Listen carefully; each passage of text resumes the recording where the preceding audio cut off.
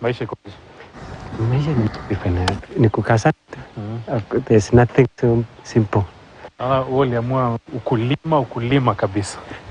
Ukulima, that is where our profession is. So we go there, and that is where the money is. Kuna pesa kwa mchanga. Ukiwacha pesa iko hapa kwa mchanga.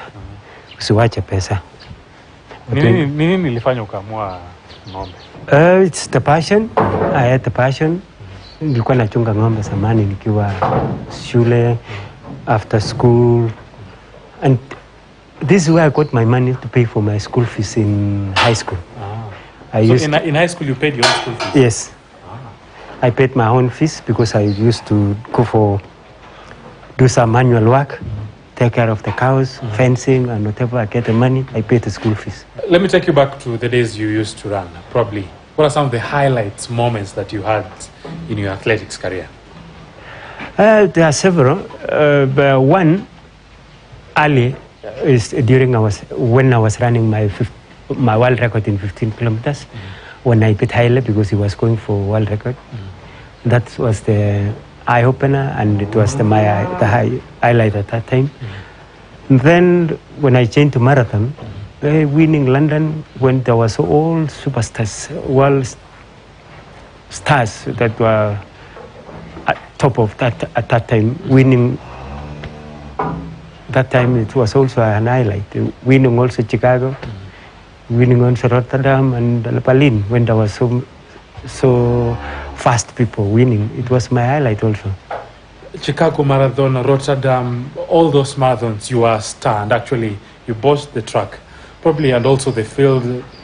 Let me just ask you, how did it feel winning some of these major marathons that you are able to win? Not even once, because some you are able to boast for quite a number of years now. I was feeling good. You know, at the beginning of the marathon, when you win, you are more excited. But after winning 2, 3, it becomes a routine. It becomes a norm in your life. But you see, it's not only, you cannot sleep and win. You have to work hard towards it. So I felt good. Did you really want to stop running? Because I know injury came and it was a big problem for you for quite a number of years. Is that the major reason as to why you stopped running, or you stopped running because you felt I've been able to do enough at that particular time? It is actually injury, because that's spine injury.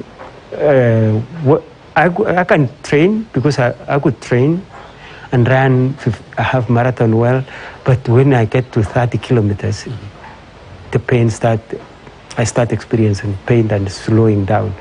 And I ask myself one question: can I be arming myself in the name of looking for more money? And if I get money, will I spend more money in going to hospital treating you? Because when there is more arm to the spine, we might end up in the wheelchair. I say, I don't want to be in the wheelchair. What I have gotten, I say, God, thank you for what you have given me. Give me more knowledge to spend and to take care of what you have given me. Yes. And because of the passion, you said, I'm done with athletics, now let me go back to school. Not everybody expected you to go back to school because you said you wanted to get knowledge. How was that transition? All along, I had a plan that before I started running, running the Grand Prix and Circle before I went to marathon, before I started going to international, I wanted to go for America scholarship. But because it proved hard for me to go there, I said, let me focus on the athletics, on Grand Prix, this circuit. Then after that, I go back to school. That was my dream, my plan all along. So, and because I always stick on what I have said, I say, because I had planned to go back to school, if I immediately I stop marathon, I go to school, because if I had come home and rest a bit and work, I could not go. So I say, after here, I go back to class. And I wanted to get more knowledge. 2, because I had already started the dairy, because I was preparing my landing. I was preparing the runway landing. I had started the dairy. and other investments. And because if you are in real estate, you cannot go and stand there watching and taking care. What will I be doing all through before the end of the month? What will I be doing? And I don't want this kind of moving around town, every hotel or every building. I say, let me try to look for something that will make me busy. And because I had started the dairy, I decided to go back to class and do a hard course that people think that you athletes has no brain. So I wanted to demystify that myth that we actually have the brain, but this athletics is a full-time job. So you cannot go to class and at the same time run. You cannot perform in both sides. So I said, let me go do this course so that I demystify the myth. Which course exactly did you do, and how difficult or easy was it? I did a diploma in veterinary medicine, and you see it is a hard course because you remember you have to grasp these scientific names of the drugs. You have to understand the all system in a cow, reproductive, digestive, and to know all the clinical signs. And there are some diseases which are so hard to differentiate. So the clinical signs are almost the same.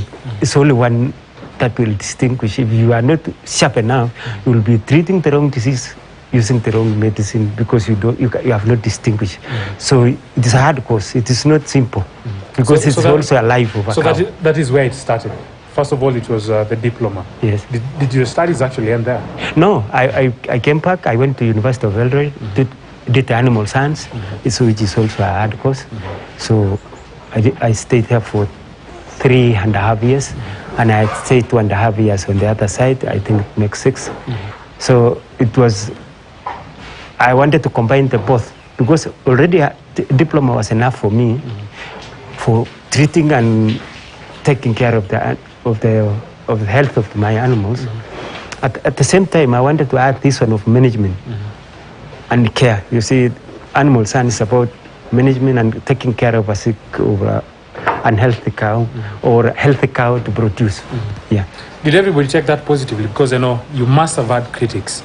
Seeing an athlete who I know, because of the number of marathons and number of races that you were able to win, you had made your money. You would have decided just to start a business somewhere and watch it. How did people receive the take that you said, I'm done with running, now I'm going back to class and I want to achieve something? There were so many critics that criticized me, but you see, when you have a vision and you have plan, if you listen to people at the side shows, you lose the focus. You focus on what you want, and you are going to shame them. And you see, knowledge is power. Money without knowledge, you cannot sustain. You cannot keep that money for long if you don't have the knowledge. So I wanted to get the knowledge. Also, that will help me to retain my money and invest well. Because you understand, in the university there are some those units that you do that entails business, entrepreneurship, accounting. Those units, it also adds up and it helps in how do I perform in my animals. Am I cutting Eve? Am I cutting even, or am I operating in negative? So without those knowledge, that knowledge or that unit, I could not be where I am, because I would be spending money in a venture that is not giving back. And I remember one time I was in holiday, and I met someone in town who is doing the same dairy, who is in the dairy sector. He told me, why is it that he told me, I'm quoting what he said. I have seen so many professors and I have visited so many professors.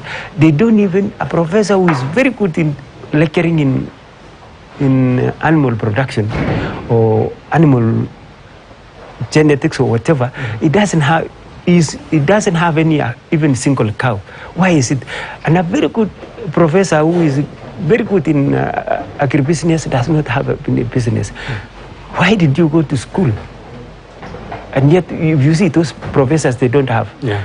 You see, I knew where he was going, so he was actually trying to demoralize me and to demean the education. Yes. Because he's a class 8 chap, so he doesn't understand what actually is what you get in a university.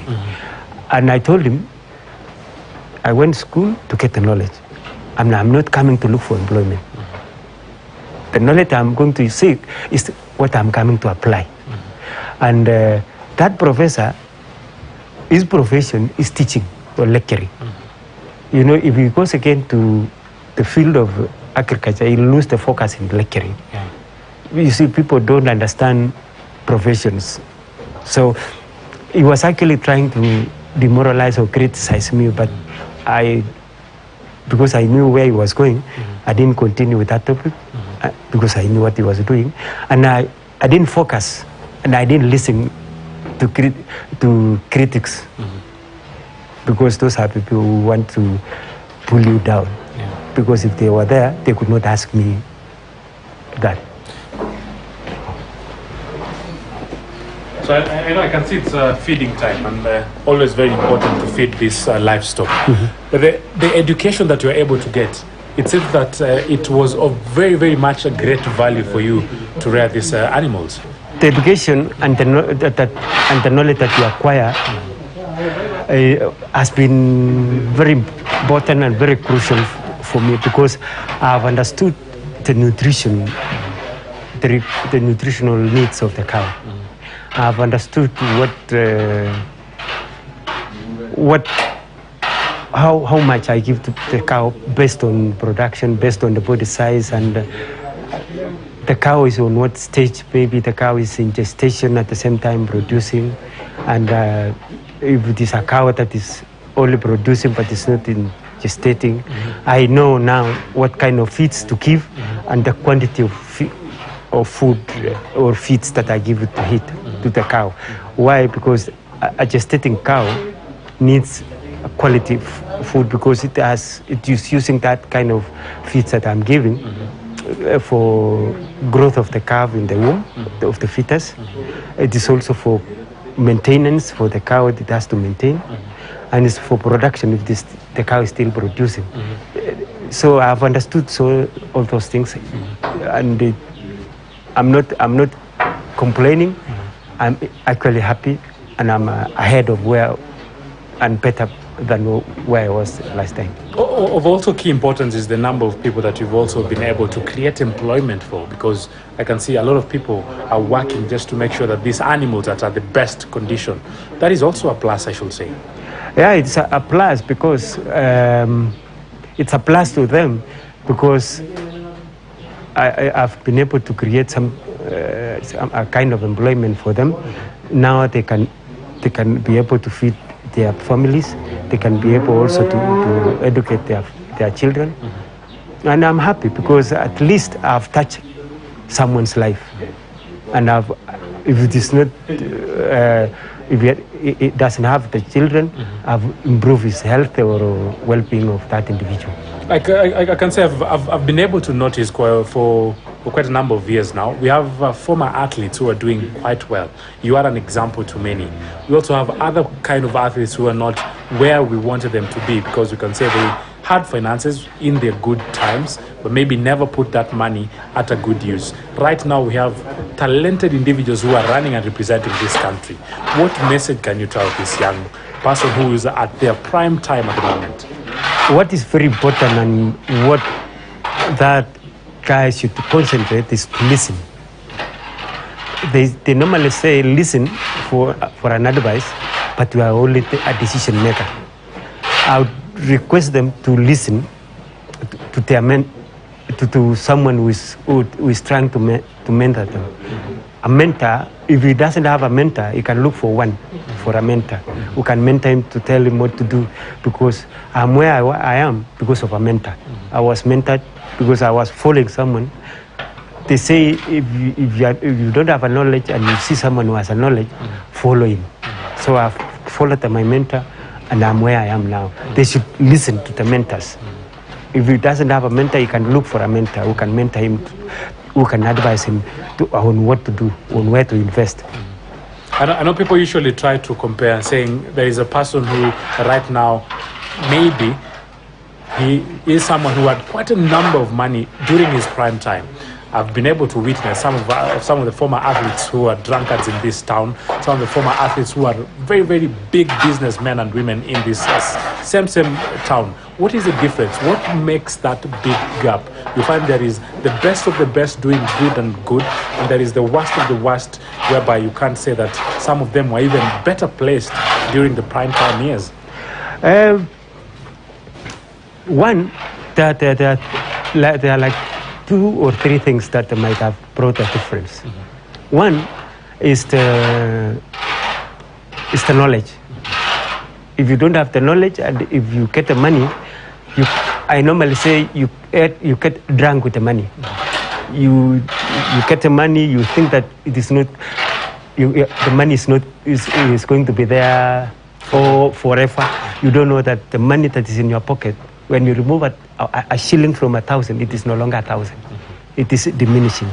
So it might be the knowledge, and maybe he had the knowledge, fear of unknown, that he had the fear that if I listen to this fellow, he might steal from me. And that fear is the one that put him in a bad position. 2, he had no mentor. He had no mentor. And if you don't have a mentor, you'll be moving, I don't know, like a car that is being driven in a muddy road, because it is not going straight. It is swaying because of the slippery road. So the same thing with the person who has the money, has no mentor, has no knowledge, is going in the same movement like that car which is sliding on the mud. 3, there's some kind of arrogance in some kind of people. You know, you walk around and boast that you have achieved, yet the money that you have is in the account. That is where it puts people on that position. And you know, arrogance comes with drinking. Some people drink a lot of beer and they become arrogant. They say, "Sijakuomba pesa, I've not asked you, I'm enjoying my pocket, I'm enjoying my sweat," forgetting that if you withdraw 10,000 today and you had 10 million, it's no longer 10 million. If you withdraw another 100 by the end of the week, it is no longer a million. A million. Yeah. So you tend to finish the money that is in your account, and there's nowhere that brings back the money. It's better you put it in a real estate, you put it in a business, you put it in any kind of investment that every month you receive. If you enjoy and you have a building that gives you 600,000 per month, 300,000 per month. If you enjoy whatever is in the account, by next month 300,000 will be there. You will not. But if you enjoy your money as it is in the account, you'll never get anywhere. So and that is where you see some kind of variance in those kind of life. Yeah. What makes a person to be a good athlete? Because we have quite a number of athletes. I know when we talk about marathon, some other people are saying you need to start from cross country, you go to 5K, 10K, and then gradually you go up and you will become a complete athlete. In your own assessment, you love sciences and you know how well a person can be built to be a perfect marathoner. What entails or what makes one a good marathoner? It is not. It is. I think it's just a myth that you have to run cross country. You have to run track so that you can be a good marathoners.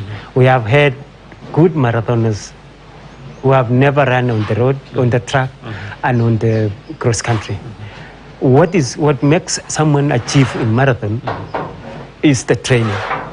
How is your program? It is the program, and even if you have a very good program and you don't stick to the program, you will never achieve. What is very important is to have a very good program, stick to the program, focus, and eat well. You will achieve. And run away from women and beer. Women and beer. Yeah. I know my colleagues behind here are laughing because I know one of them likes the talk about women. But what is your final message to the young athletes that are coming up, because they have a very, very bright or dark future ahead of them? I think that 2 or 3 things that I can tell them. One is to focus. Athletics is a career. Focus on the career that you have. Achieve what the dream, because if you focus, listen to your coach, avoid all other side shows, they will achieve their dream. And when they achieve their dream, I'm requesting them or urging them that do not let the money enter into your mind. If you let the money enter into your mind, you'll never, your future will be dark. They have to focus and concentrate. Leave alone all these things. You will leave alone chasing the world life. Like you want to be with the best woman, you want to be the best jogo in town, you want to be the first man to drive the biggest car. The cars will come, but focus on what you are doing first, and all other things will be. You will be provided, or you will get all what you want. Like if you want the best car, after the end of your career, you'll drive. If you want to fly for the rest of your life, going visiting the world, you will fly. Focus only on your profession.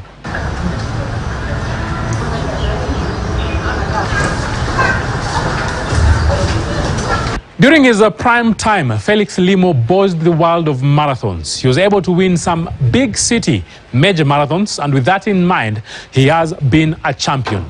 For now, he is simply Dr. Felix Limo, a veterinary doctor who's